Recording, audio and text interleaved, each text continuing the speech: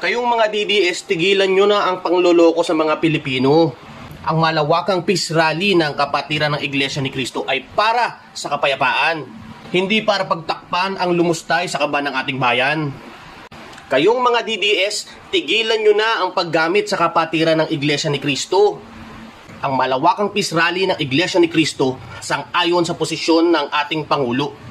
Sir, yung Iglesia ni Cristo, magsasagwa daw ng malakihang rally para harangin ang impeachment case against VP Sara. Ewan ko kung pareho yung napanood mo sa napanood ko, pero ang sabi ng Iglesia ni Cristo, susuportahan nila ang posisyon ng Pangulo.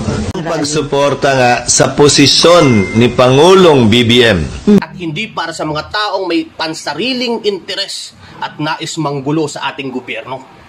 Tigilan nyo na ang pagpapakalat ng mga fake news.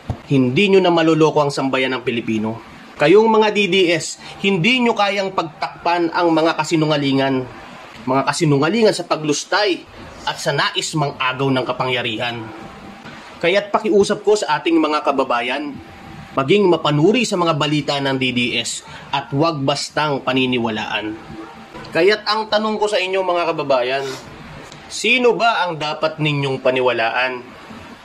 Ang Iglesia ni Cristo na ang tanging hangad ay kapayapaan? O ang mga DDS na nanggugulo sa ating bayan?